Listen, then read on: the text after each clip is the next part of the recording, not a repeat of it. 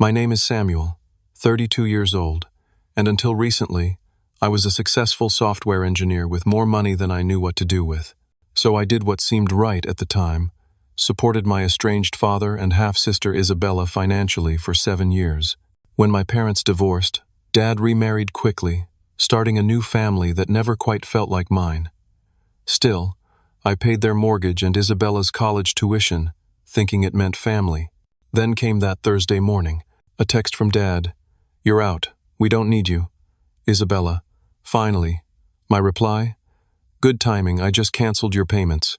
Before I dive into what happened next, drop a comment letting me know where you're watching from, and hit subscribe if family drama stories resonate with you. This one's going to be quite the ride. To understand how I ended up financially supporting the people who would eventually cast me aside, we need to go back to the beginning. I was born in Seattle to what seemed like the perfect American family. My early childhood memories are filled with weekend trips to the coast, camping in the mountains, and my dad teaching me how to throw a baseball in our backyard. Mom would make her famous apple pie while Dad would tell stories about his adventures as a young man. Those first 10 years of my life seemed idyllic, at least through the rose-colored glasses of childhood. Everything changed when I was 10. The fighting started small, hushed arguments after I went to bed that gradually became louder, more frequent, and impossible to ignore. I remember sitting at the top of the stairs, listening to Mom accuse Dad of cheating, and Dad denying it less convincingly each time. Then came the bombshell. Dad was not only cheating but had gotten his girlfriend Diane pregnant. The divorce proceedings were ugly.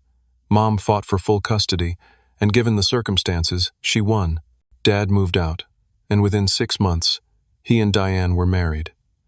3 months after that, my half-sister Isabella was born. The first few years after the divorce, Dad made efforts to stay involved in my life. Every other weekend, I'd pack my small duffel bag and stay at his new house across town, but it was never comfortable. Diane would give me these tight-lipped smiles that never reached her eyes. The house was decorated with photos of Dad, Diane, and baby Isabella, with not a single picture of me or any acknowledgement of Dad's life before them. As Isabella grew, it became clear that she was the center of their universe. Dad would cancel our plans if she had a minor cold or a dance recital. Our relationship grew increasingly distant. By the time I was 15, my weekend visits had dwindled to once a month, then special occasions only, and finally, just an awkward annual birthday dinner. That same year, I discovered programming. A teacher at school, Mr. Wilson, noticed I had an aptitude for logic and problem-solving. He stayed after school to teach me the basics of coding. For the first time, I found something that made perfect sense to me when nothing else in my life did. I spent hours in the school computer lab, teaching myself various programming languages. While other kids were playing sports or going to parties, I was building simple games and applications. When I graduated high school, I received a partial scholarship to study computer science at the University of Washington. It wasn't enough to cover all my expenses, so I worked part-time at a tech support center while taking a full course load. Mom helped where she could, but she was struggling financially herself after the divorce. Dad contributed the minimum child support required by the court until I turned 18, then stopped completely. He didn't offer to help with college expenses, explaining that he was saving for Isabella's future.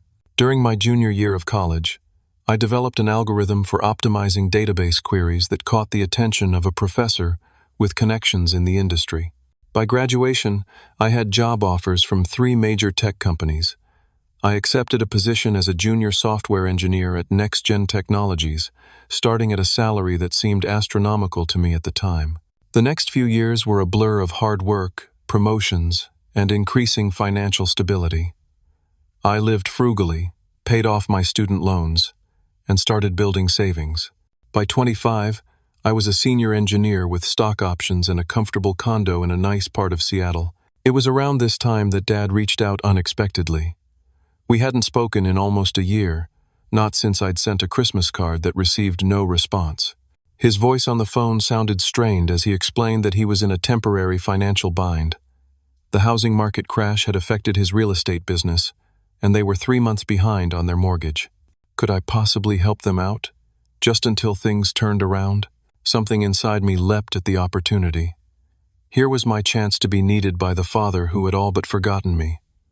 I paid their 3 months of back mortgage and the next 3 months in advance. Dad was effusively grateful, promising to pay me back as soon as business picked up. That was the beginning of what would become a 7-year financial relationship.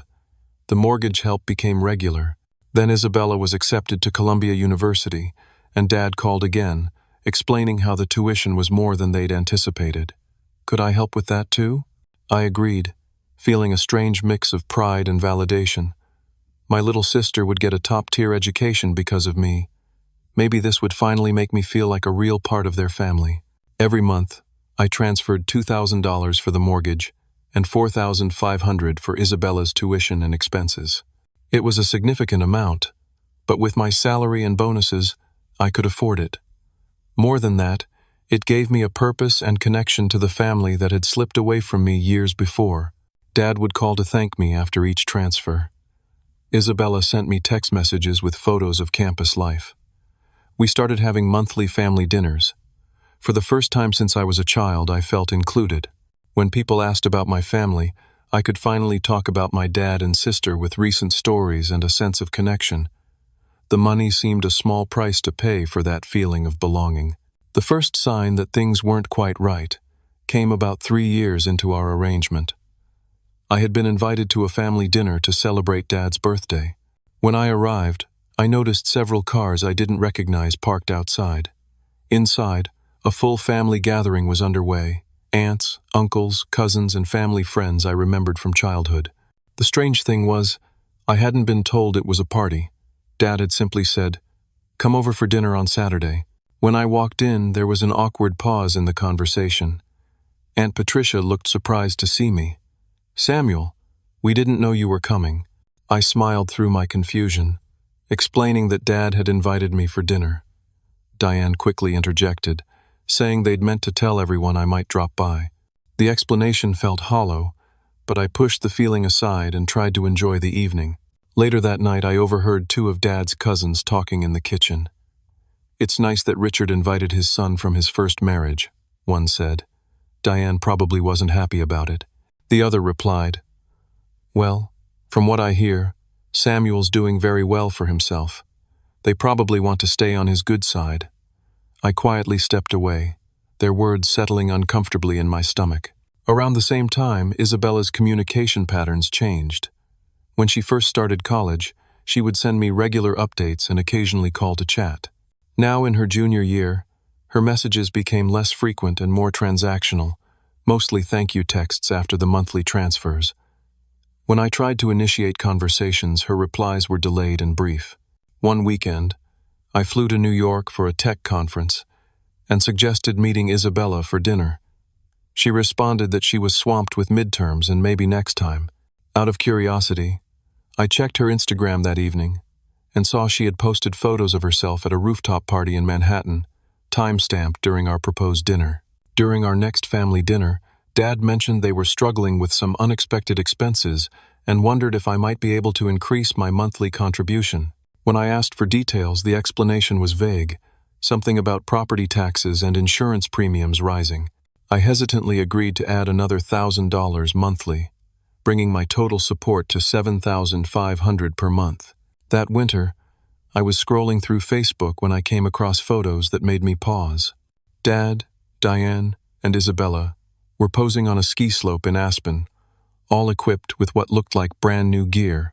Isabella was wearing a designer ski jacket I recognized from an ad. It retailed for over $2,000. Dad had a new set of high-end skis that cost at least as much. The trip had not been mentioned to me, before or after. I started paying more attention to their social media and noticed a pattern. While claiming financial hardship to me, they were living quite luxuriously. Diane frequently posted about shopping trips and spa days. Isabella's Instagram showed expensive restaurants, weekend getaways with friends, and a collection of designer bags. Dad had joined an exclusive golf club with a 5-figure annual membership fee. At our next dinner, I carefully brought up the topic of financial planning. I suggested that perhaps we should discuss a timeline for them to become self-sufficient again. Dad became immediately defensive, reminding me of all the sacrifices he'd made when I was growing up. Diane jumped in, listing all the current expenses they had, from Isabella's education to their healthcare costs. The conversation ended with them making me feel selfish for even suggesting a change to our arrangement. A few weeks later, I realized I hadn't been invited to Thanksgiving dinner. When I called Dad to ask about plans, he seemed caught off guard. "Oh, we're keeping it small this year, just immediate family," he said. The words stung. Apparently, I wasn't considered immediate family. Later, I saw Instagram posts showing a full holiday spread with Diane's parents, her brother and his family, and several friends. My closest friend Jake worked at the same tech company as me. Over lunch one day, I confided in him about my growing concerns. Jake listened carefully, then asked a question that hit home. "Samuel, if they weren't your family, would you consider this a healthy financial relationship?" The question lingered with me for days. The following month, I received a text from Dad asking if I could send the money a few days early because they were in a bit of a bind. I transferred the funds immediately, then checked Isabella's social media out of habit. She had just posted photos from a luxury resort in Cabo San Lucas with the caption, "Surprise birthday trip from the best parents ever." Her birthday wasn't for another 3 months. I tried calling Dad to ask about it, but he didn't pick up. Instead, he texted back, "In meetings all day. Everything okay with the transfer?" When I pressed about the Cabo trip, he eventually responded that it had been a last-minute deal they couldn't pass up and changed the subject. The final straw in this period came when I received a call from my mother. We had maintained a close relationship over the years, and she rarely commented on Dad's family. But this time she sounded concerned. "Samuel, I ran into Diane at the mall yesterday. She was buying a very expensive watch and mentioned it was a gift for your father's business milestone. She implied that you were helping them buy it. Is that true?" It wasn't true. I hadn't been told about any business milestone or watch. But more disturbing was the realization that they were openly discussing my financial support with others, even my mother, while hiding their spending habits from me. That night I couldn't sleep. I opened my banking app and calculated the total amount I had given them over the past years. The number that appeared on my screen made me feel physically ill. $153,000. And that didn't include the additional money I'd provided for emergencies and special occasions. Jake's question echoed in my mind. Was this a healthy relationship? The evidence was mounting that it was not. I was being taken advantage of, my generosity exploited by the very people who should have cared about my well-being. But despite all the red flags, I still wasn't ready to cut them off. They were, after all, my family. Or at least, I desperately wanted them to be. The real breaking point came last spring, as Dad's 55th birthday approached. I wanted to do something special to bring us closer together, to mend whatever was broken in our relationship. After much thought, I decided to plan a family vacation to Hawaii, a place Dad had always talked about visiting but never had. I spent weeks researching resorts on the Big Island, finding activities everyone would enjoy, and checking availability. One evening, I called Dad to propose the idea. To my surprise and delight, he sounded genuinely excited. We discussed potential dates and settled on a week in May. Dad said he'd talked to Diane and Isabella about taking time off work and school. The next day, he confirmed everyone was on board and eager for the trip. Over the next month, I threw myself into planning the perfect vacation. I spent hours comparing resorts before selecting the Royal Kona, a beautiful oceanfront property with excellent reviews. I researched the best luau's, volcano tours, and snorkeling spots. I even found a highly rated private fishing charter, remembering how Dad and I used to fish together when I was young. 2 months before the trip, I put down a $3,000 deposit to secure our ocean view rooms. I sent the confirmation to our family group chat, along with a digital brochure of the resort. Isabella responded with multiple exclamation points and heart emojis. Dad called to thank me, saying it was exactly what the family needed. Even Diane sent a text expressing her excitement. As the trip drew closer, Isabella started texting me more frequently, asking questions about the resort amenities and what activities I'd planned. She seemed particularly interested in whether the rooms had been booked and paid for, and if I'd arranged for rental cars. Each time I confirmed these details, she responded with enthusiasm. 2 weeks before our scheduled departure, I was at the office working late. During a short break, I opened Instagram and began absent-mindedly scrolling. I froze when a photo appeared on my screen. Isabella posing on a black sand beach, cocktail in hand, with the caption, "Surprise family vacation." My stomach dropped. I quickly tapped on her profile and saw more photos posted over the previous 3 days. Dad and Diane lounging by a pool, the three of them at a luau, shots of a hotel room with an ocean view. With a growing sense of dread, I recognized the distinctive architecture and landscaping of the Royal Kona Resort, the exact place I had researched and planned to take them. I immediately tried calling Dad. No answer. I called Isabella, straight to voicemail. I sent messages to both of them asking what was going on. Nothing. I even tried Diane, something I rarely did, but received no response. For the next several days, I watched in disbelief as more vacation photos appeared on their social media accounts. They were doing everything I had planned. The exact luau I had bookmarked, the volcano tour I had researched, even the private fishing charter I had inquired about. It was as if they had accessed my browser history and followed it like an itinerary. After a week of being ignored, I finally received a text from Isabella. "Hey Sam, having an amazing time in Hawaii. Dad thought we needed some family bonding time before your trip. Can't wait to come back with you next month. The Royal Kona is amazing." I sat staring at my phone, trying to process what I was reading. They had taken the exact vacation I had planned, to the exact resort I had researched, doing the exact activities I had selected, all while keeping me completely in the dark. And now Isabella was pretending this was some kind of pre-trip before our real vacation together. I called again, and this time Dad answered. His voice had the artificial cheerfulness people use when they know they've been caught doing something wrong. "Samuel, we were just talking about you. The resort you picked is fantastic." "Dad," I said, struggling to keep my voice steady, "why didn't you tell me you were going to Hawaii? We were supposed to go together in 2 weeks. There was a pause before he answered. "Well, son, we got an incredible last-minute deal we couldn't pass up, and Diane's sister decided to join us with her family, so it became a bit of a different trip. We figured we'd still go with you as planned. You can show us all the things we missed this time around." The explanation made no sense. They were staying at the exact resort I had researched. They were doing all the activities I had planned. And Diane's sister? I could see from the photos that there was no extended family with them. It was just the three of them, enjoying the vacation I had meticulously planned, without me. "Dad, I can see from Isabella's Instagram that you're doing everything I planned for our trip. You're even staying at the Royal Kona, which isn't cheap and definitely doesn't offer last-minute deals during peak season." Another pause. "Samuel, I think you're overreacting. We're just having a little family vacation. We can talk about this when we get back." Family vacation. The words echoed painfully. Family without me. Later that evening, I received a longer text from Isabella. "Sam, I don't understand why you're so upset. We needed some private family time. Mom, Dad, and I rarely get to travel just the three of us. We're still looking forward to going with you next month. It'll be fun to show you all our favorite spots. Private family time.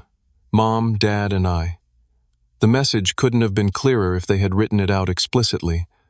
I was not considered part of their real family. The next day, I called the resort and canceled our upcoming reservation. The deposit was non-refundable, but I didn't care anymore. When the hotel clerk asked for a reason for the cancellation, I found myself unable to explain. How could I say that my own family had already taken the vacation without me? That they had effectively stolen my carefully researched plans and excluded me from them? The words stuck in my throat, and I simply said, "Change of plans." That night, I sat alone in my condo, surrounded by the printouts of Hawaii activities I had collected, the notes I had made about Dad's favorite foods and interests so I could plan accordingly. For the first time, I allowed myself to fully accept what had been true all along. I was not a son or a brother to them. I was a financial resource, an ATM with a convenient family connection that could be exploited but not included.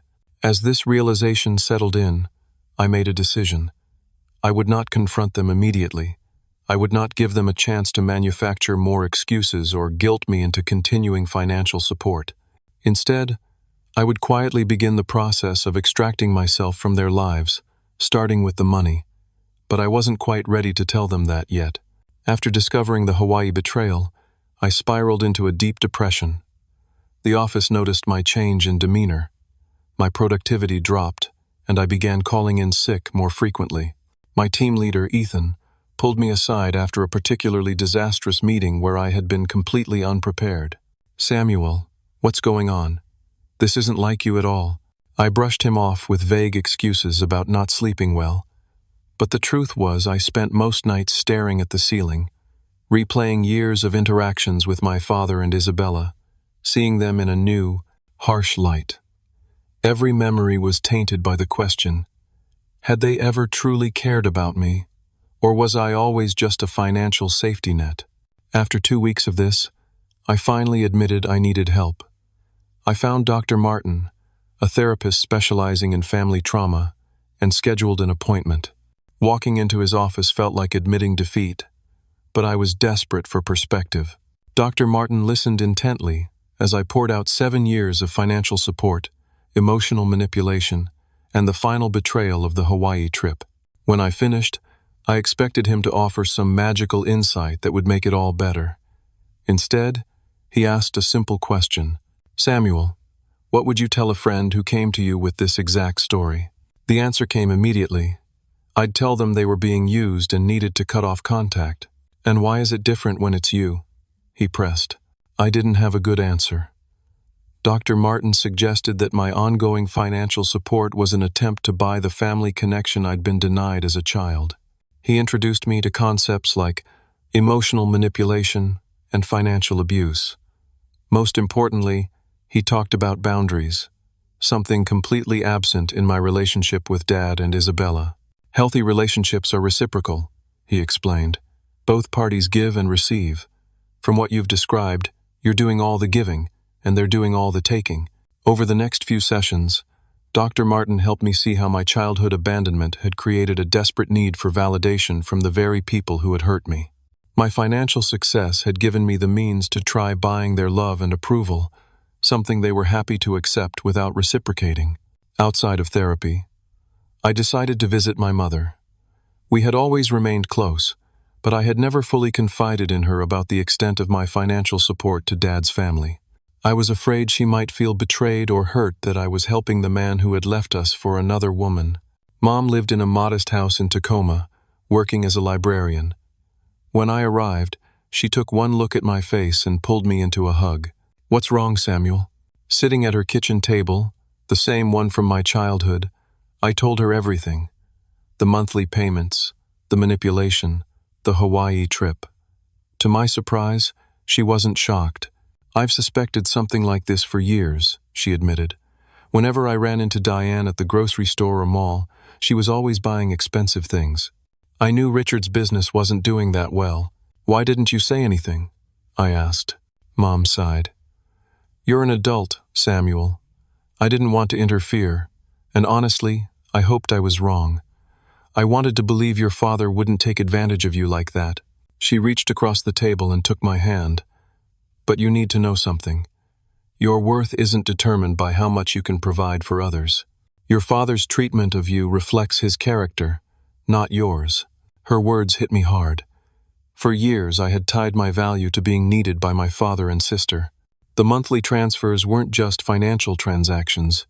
They were proof that I mattered to them, that I had a place in their lives. Without that, who was I to them? Who was I to myself? That night, I couldn't sleep again, but for different reasons. I pulled out my laptop and created a spreadsheet of every payment I had made to Dad and Isabella over the past 7 years. The mortgage payments, Isabella's tuition and living expenses, the extra emergency funds, birthday and Christmas gifts, the Hawaii deposit. The final tally made me nauseous. $176,432. Nearly $200,000. I could have bought a house. I could have funded multiple startups. I could have taken a year off to travel the world. Instead, I had poured it into a relationship that gave me nothing but pain in return. The next morning, I called Jake and asked if he could connect me with a good financial advisor. As my closest friend and someone who worked in the banking industry, I trusted his judgment. He recommended Harold Winters, a financial advisor with experience in complex family situations. Harold reviewed my finances with a professional detachment that was exactly what I needed. He confirmed what I already knew. I had no legal obligation to continue supporting my father or adult sister. The payments had been gifts, not loans, with no formal agreements in place. If you decide to stop the payments, Harold advised, I recommend doing it cleanly. No partial payments or promises to resume in the future. That only creates confusion and false expectations. What about Isabella's tuition? I asked. I don't want to ruin her education. Harold's expression softened slightly. That's commendable, but remember that most students find ways to finance their education. Scholarships, loans, work-study programs. Your sister has options that don't involve you. I left Harold's office with a clear financial plan but still torn emotionally. That evening, I called Dr. Martin and scheduled an emergency session. I needed to work through my decision before I could act on it. In his office, I explained my dilemma. I know I should stop the payments, but I'm afraid of what it means. Once I do this, I'm essentially cutting off my relationship with my only siblings and my father. Are you, though? Dr. Martin asked. Or are they the ones who have already cut off the real relationship, leaving only a financial transaction? He had me describe what a healthy relationship with my father and sister would look like. As I spoke about mutual respect, genuine interest in each other's lives, emotional support, and shared experiences, not just ones they could post on social media, I realized how far the reality diverged from this ideal. The relationship you want doesn't exist right now, Dr. Martin said gently, and continuing to pay won't create it. In fact, it's preventing a real relationship from forming by maintaining this unhealthy dynamic. By the end of the session, my path was clear. I would stop all financial support immediately. I would be prepared for the backlash, the guilt trips, and the potential end of any relationship with Dad and Isabella. It wouldn't be easy, but continuing as things were would only cause more damage. To them by enabling their financial dependence, and to me by reinforcing the belief that I was only valuable for my money. Before leaving, I asked Dr. Martin one final question. Should I tell them before I stop the payments, or just do it? He thought for a moment. Given the pattern of manipulation you've described, I would suggest making the decision and implementing it first. Then inform them, clearly and calmly, without room for negotiation. Otherwise, they'll likely try to talk you out of it. That night, I logged into my banking app and canceled all recurring transfers to Dad and Isabella. I removed Dad as an authorized user on my emergency credit card. I called Columbia University's financial office and informed them I would no longer be paying Isabella's tuition. With each action, I expected to feel guilty or anxious. Instead, I felt something unexpected, relief. It was as if I had been carrying a boulder on my shoulders for 7 years and had finally set it down. I slept soundly that night for the first time in weeks. I decided not to tell them immediately.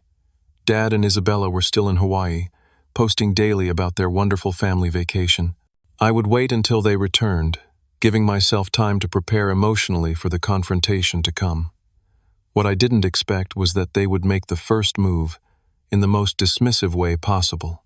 3 weeks passed without a word from Dad or Isabella. Their Hawaii photos gradually stopped appearing on social media, indicating they had returned home. Still, they didn't call or text. No thank you for the Hawaii deposit I had lost. No mention of our now canceled family trip. Nothing. I spent those weeks rebuilding my life without them. I threw myself into work, making up for my recent productivity slump with new ideas and solutions. I reconnected with friends I had neglected, joined a local hiking group, and started volunteering at a coding boot camp for underprivileged youth. Each day, without the weight of my toxic family relationship, felt lighter than the last. Then came that Thursday morning. I was at my desk, coffee in hand, preparing for a meeting when my phone buzzed, a notification from our family group chat, which had been silent for nearly a month. I opened it, curious what would finally break the silence. Dad's message was brief and brutal. "You're out. We don't need you." Before I could process this, another message appeared from Isabella. Finally, I stared at my phone, struggling to understand. They were cutting me off? After taking my money for years, after enjoying a vacation I had planned and partially funded, they were telling me I was out? My hands shook as I typed my response. "Good timing. I just canceled your payments." I set my phone down and tried to focus on my computer screen, but the words blurred together. What had prompted this?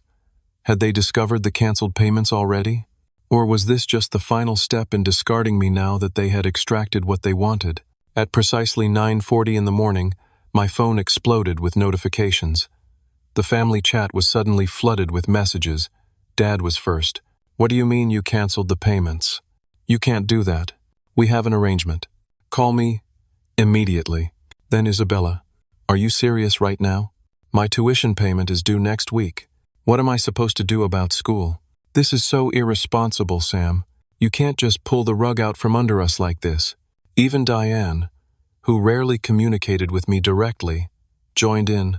"After all we've done for you, this is how you repay us. Your father is furious. Isabella is in tears. You need to fix this now." Message after message poured in, a mixture of demands, guilt trips, and outright threats. By the time I looked up from my phone, 35 new messages had appeared in the chat, each more desperate or angry than the last. My phone started ringing, Dad calling. I declined. He called again immediately. I declined again.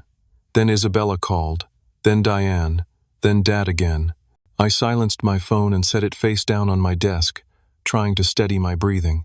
Ethan noticed something was wrong and approached my desk. "Samuel, you okay? You look like you've seen a ghost." I managed a weak smile.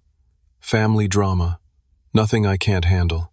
But my voice must have betrayed me, because Ethan frowned with concern.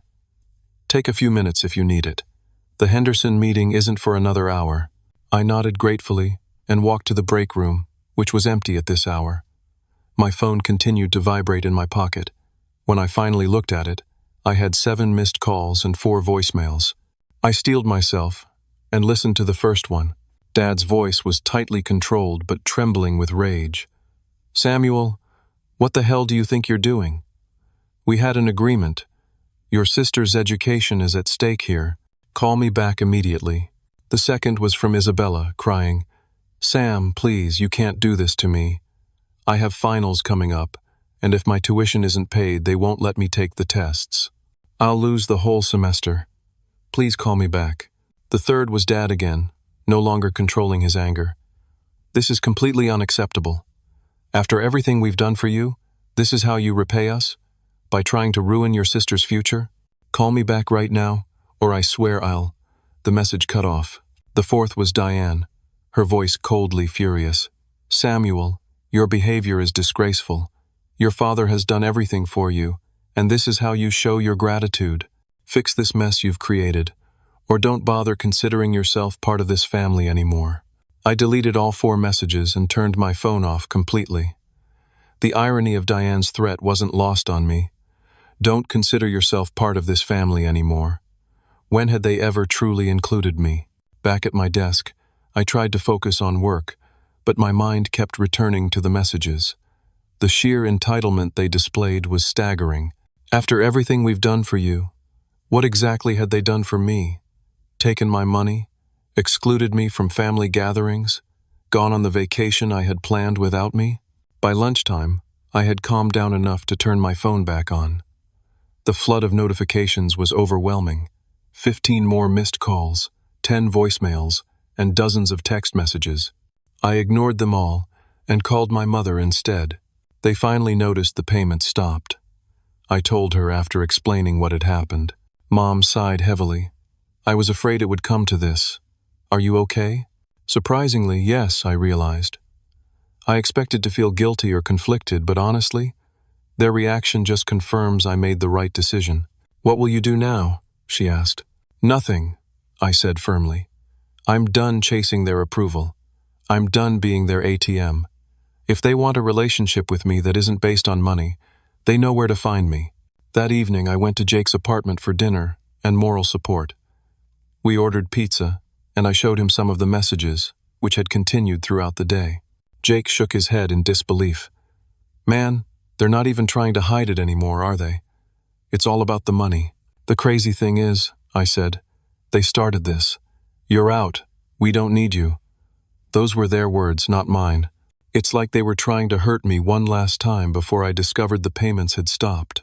Or, Jake suggested, maybe something else happened, and they decided to cut you off before you could cut them off. Either way, good riddance. Later that night, alone in my condo, I finally composed a single message to the family chat. I've supported this family financially for 7 years.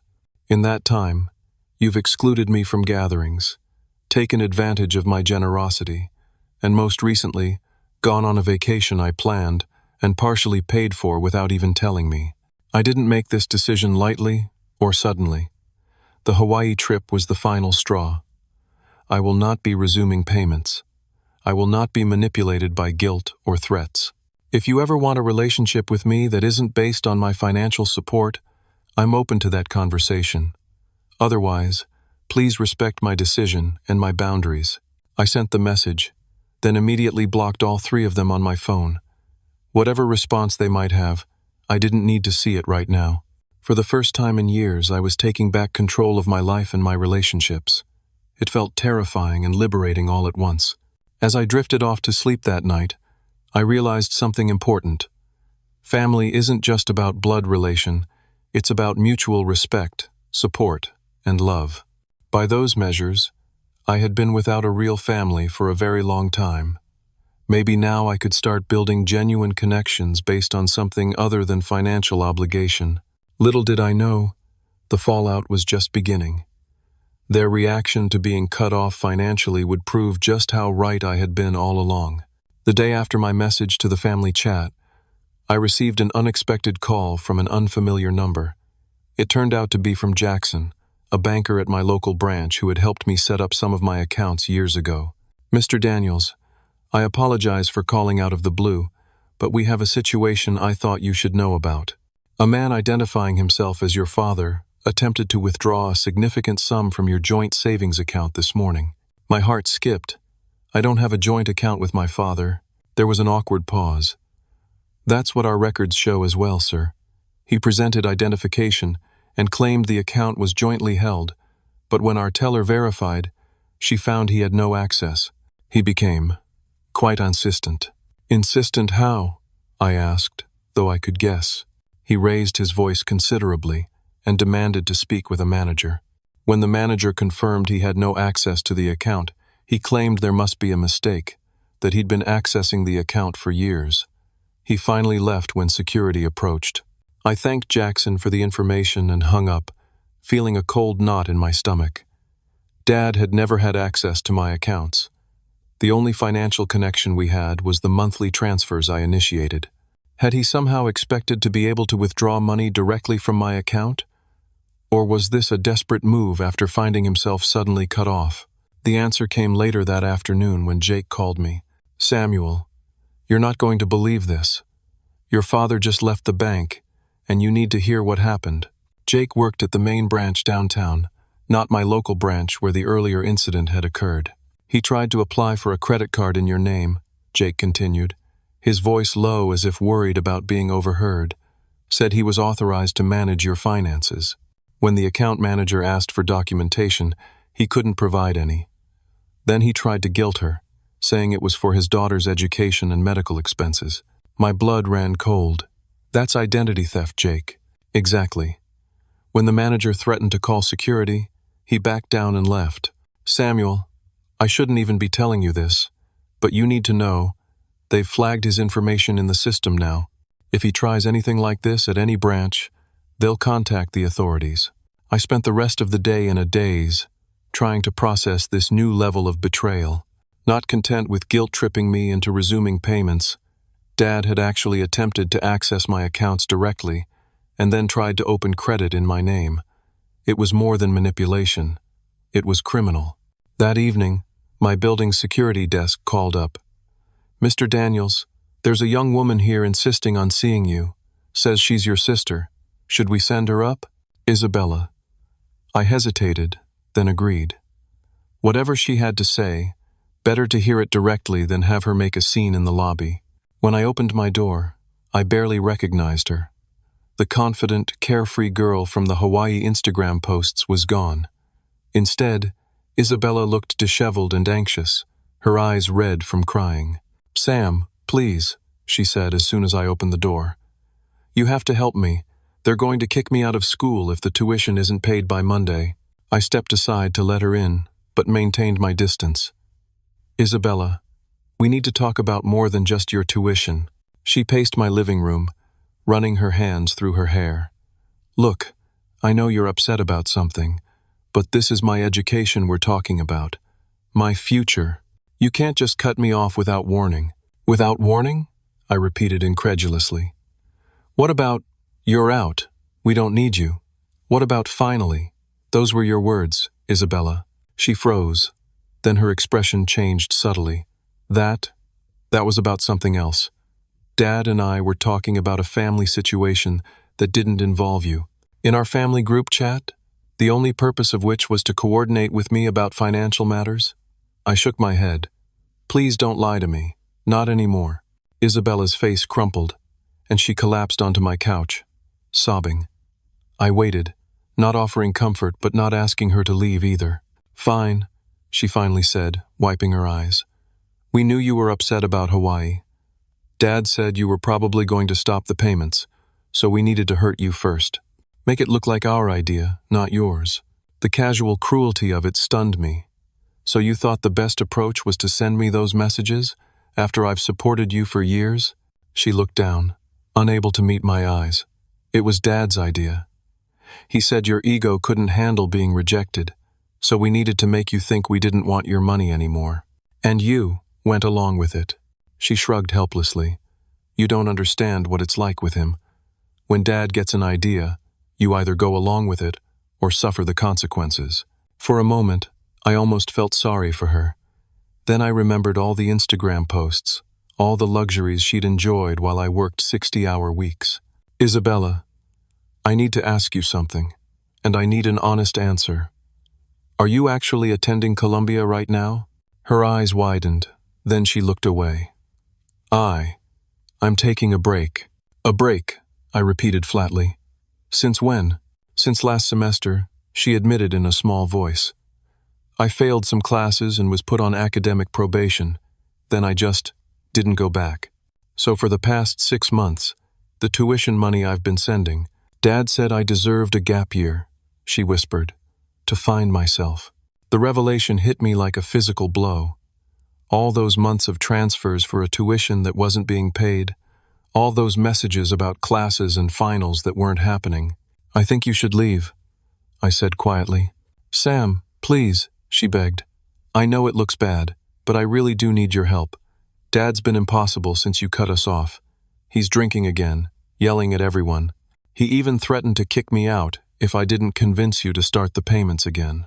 I almost wavered, my instinct to protect her still strong despite everything. But then, I remembered Dr. Martin's words about enabling harmful behavior. "Isabella, I care about you. You're my sister. But I can't keep supporting this toxic dynamic. You're 22 years old. You have options that don't involve me or Dad." "Like what?" she snapped, suddenly angry. "Get a job? Live in some crappy apartment with roommates? You have no idea how hard that would be for me." And there it was, the entitlement that had been cultivated over years of having everything handed to her. She wasn't concerned about her education. She was concerned about maintaining her lifestyle. "I think that's exactly what you should do," I said firmly. "Get a job. Learn to support yourself. Discover who you are outside of Dad's influence and my financial support." "So that's it? You're just cutting me off? What kind of brother does that?" Her eyes narrowed. "You know what Dad always said about you? That you only helped us because you felt guilty. That deep down, you knew you weren't really part of our family, so you tried to buy your way in."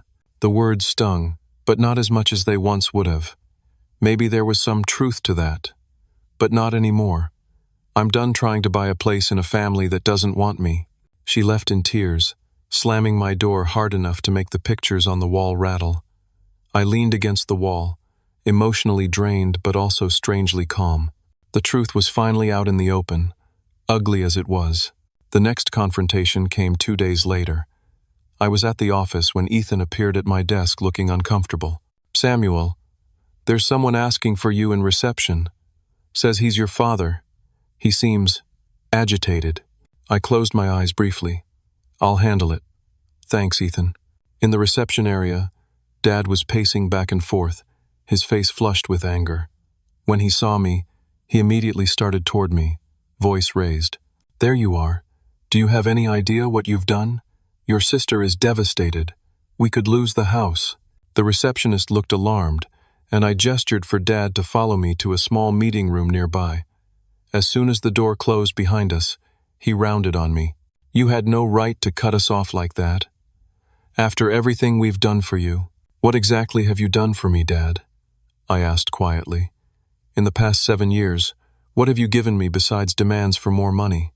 "I raised you," he shouted. "I put a roof over your head.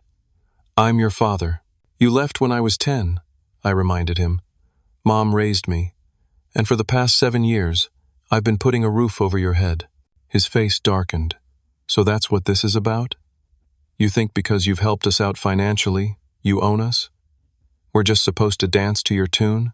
The irony was staggering. "No, Dad, that's not what this is about at all. This is about respect. This is about honesty. This is about family being more than a financial arrangement. We need that money, Samuel. Isabella needs that money." "Isabella hasn't been in school for 6 months, I said, watching his expression carefully. "She told me everything." He faltered for just a moment, then rallied. "She's going back next semester. She just needed a break. The pressure was too much." "The pressure of what? Spending my money on vacations and designer clothes?" Dad's expression changed, becoming calculating. "You know, I could make things very difficult for you.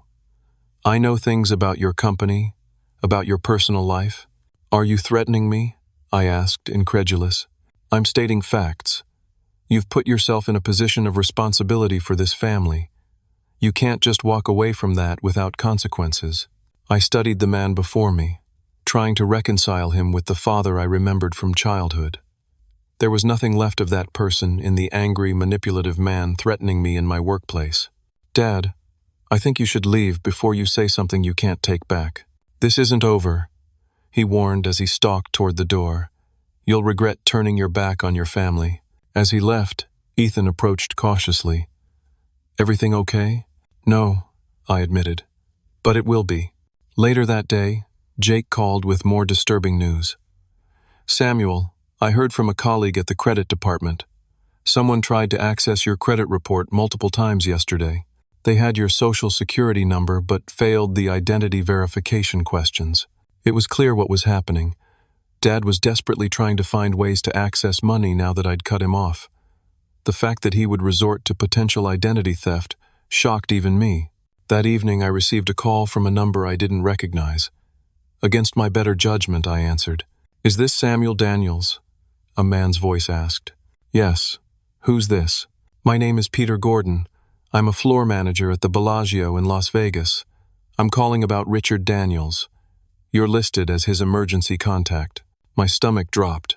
What happened? Mr. Daniels was asked to leave the premises after being unable to cover his casino markers. He became agitated. Mentioned that his son would cover the debt. When we explained that wasn't possible, he caused a scene. Security had to escort him out. I closed my eyes. How much does he owe? $23,000. The amount was shocking, but somehow not surprising. Dad had a gambling problem years ago, before the divorce. It seemed it had returned with a vengeance. "I'm sorry, but I won't be covering that debt," I said firmly. "We understand, sir. This isn't your responsibility. I'm only calling because he refused to leave the property until we contacted you. He's been barred from the premises for 6 months. After hanging up, I sat in my darkened living room, processing this new information. Dad's desperate attempts to access money weren't just about maintaining his lifestyle or Isabella's education. He had gambling debts, possibly substantial ones, given his increasingly desperate measures. Over the next few days, I received calls from various family members. Some, like Aunt Patricia, were sympathetic once they heard my side of the story. Others, particularly on Diane's side, were hostile, accusing me of abandoning my family in their time of need. I explained the situation calmly to each of them, neither defending myself aggressively nor backing down. A week after Dad's visit to my office, I received a certified letter from a lawyer named Marcus Johnston. It stated formally that any further attempts by Richard Daniels or Isabella Daniels to contact me at my workplace would result in legal action for harassment. My company's legal team had taken steps to protect me after Dad's outburst in reception. At Dr. Martin's suggestion, I hired my own attorney, who sent formal cease and desist letters to both Dad and Isabella, documenting the attempts to access my accounts and the threats made at my workplace. It felt extreme, but necessary to establish clear boundaries. 2 weeks later, Isabella texted from a new number, "Can we meet? Just to talk. No money stuff. Please." Against my better judgment, and despite my lawyer's advice, I agreed to meet her at a coffee shop near my office. I arrived early and chose a table with a clear view of the entrance. Isabella arrived 10 minutes late, looking more put together than during her visit to my apartment, but still subdued. She ordered a coffee and sat across from me, fidgeting with her napkin. "I got a job," she said without preamble, "at Nordstrom. Just sales associate, but the employee discount is good." "That's great," I said, genuinely pleased. "How do you like it?" "It's harder than I expected," she admitted. "Being on your feet all day, dealing with rude customers, but it's okay. The other girls are nice."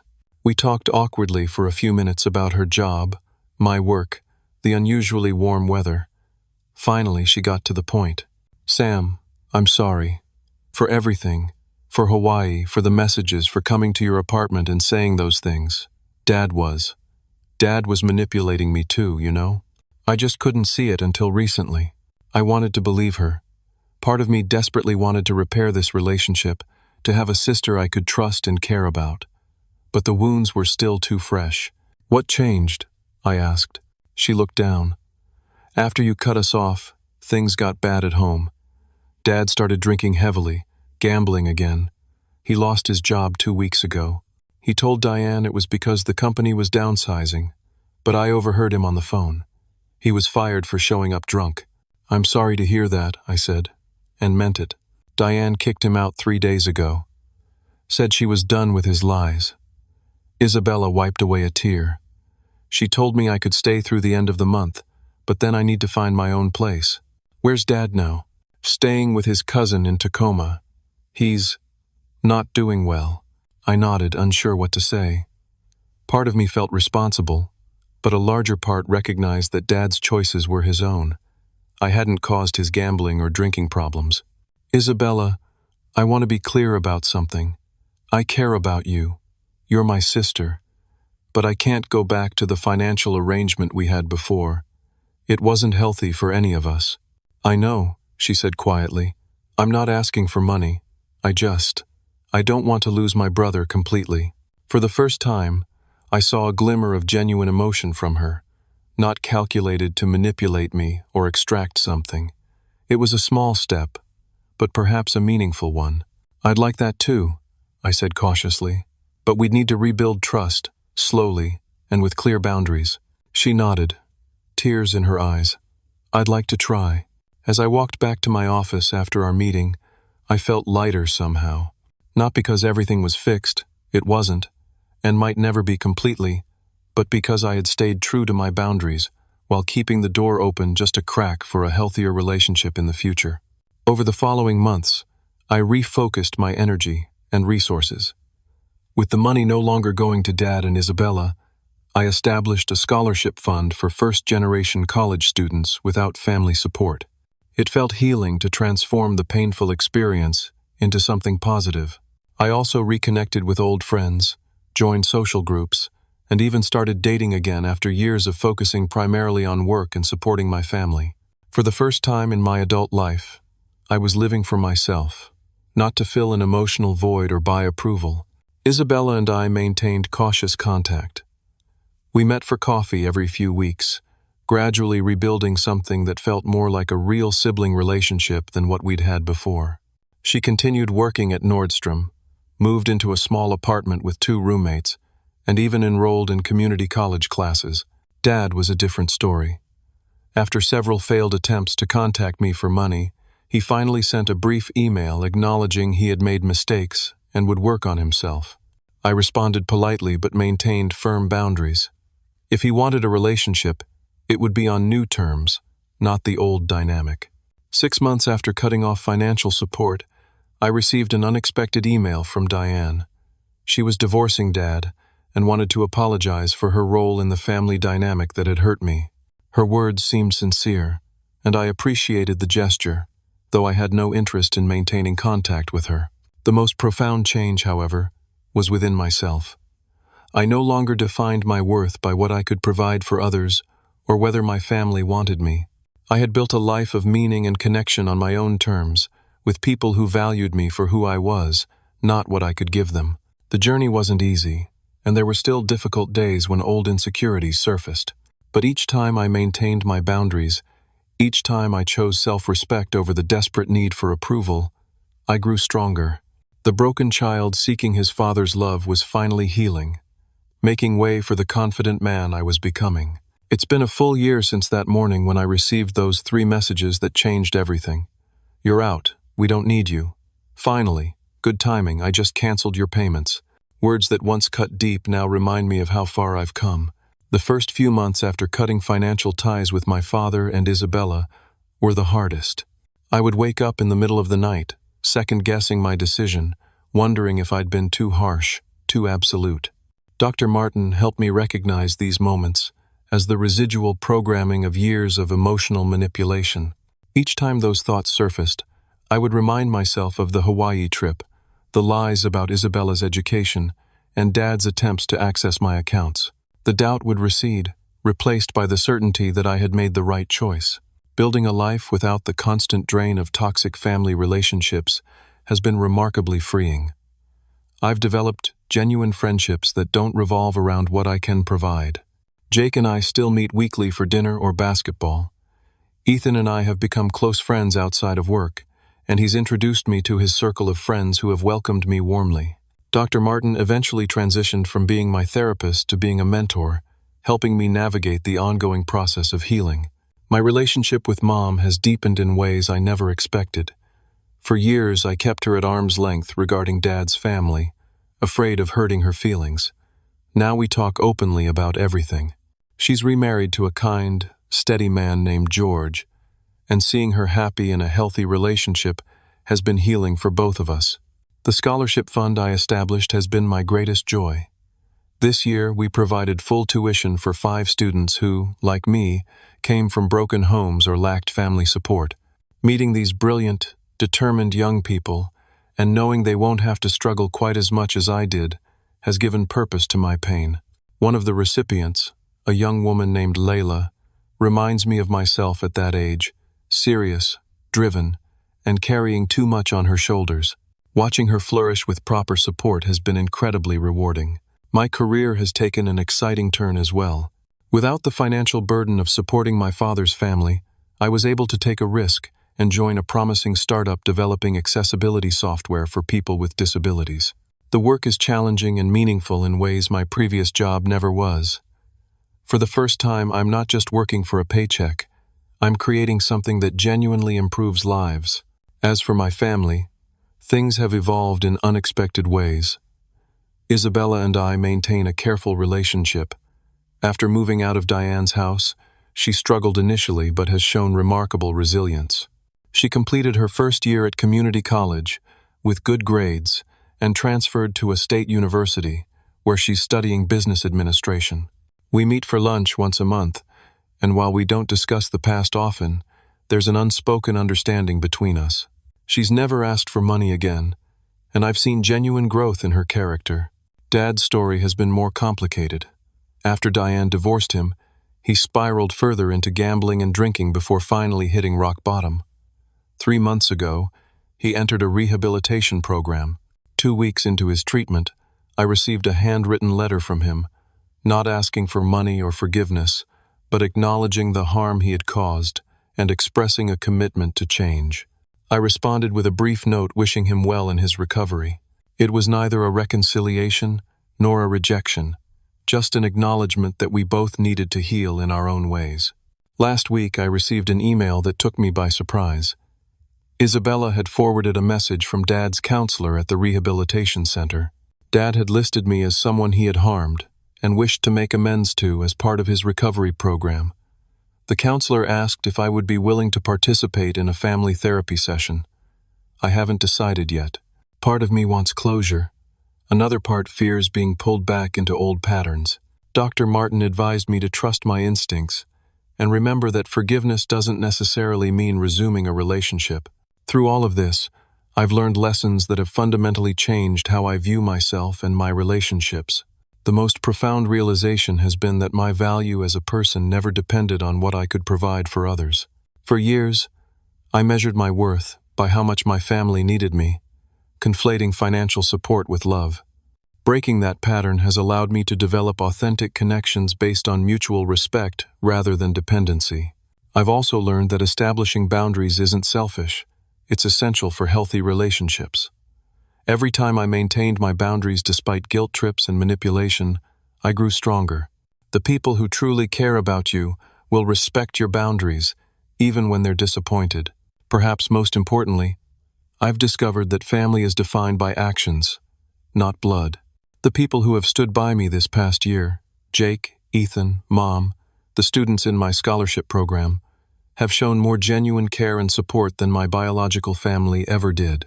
They've taught me that family can be chosen, built on foundations of respect and reciprocity rather than obligation. The pain hasn't disappeared completely. There are still moments when I feel the ache of what might have been if my father had been capable of loving me for who I am rather than what I could provide.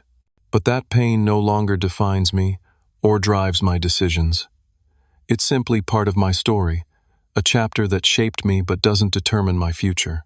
If my experience offers any wisdom to others in similar situations, it's this: you can't buy love or belonging, and any relationship that requires you to sacrifice your self-respect isn't worth the price. Real love builds you up. It doesn't drain you dry. And sometimes the hardest decision, walking away from toxic family relationships, is ultimately the most healing. Today, I'm building my own definition of family, with people who value me for exactly who I am. It's not perfect, and it's certainly not what I imagined my life would look like, but it's authentic and nourishing in ways my previous family relationships never were. The journey continues, with its ups and downs, but I move forward with a confidence I never had before. No longer defined by rejection or acceptance from others, I've finally found the approval I was always seeking, my own. Has anyone else had to make difficult decisions about family relationships for your own well-being?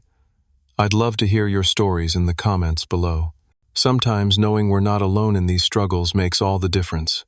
If this story resonated with you, please hit that like button and subscribe for more real-life experiences. And remember, sharing these stories might help someone who's struggling with similar family dynamics right now. Thank you for listening, and I hope my journey has offered some comfort or clarity for your own. Take care of yourselves, and remember that you deserve relationships that honor your worth.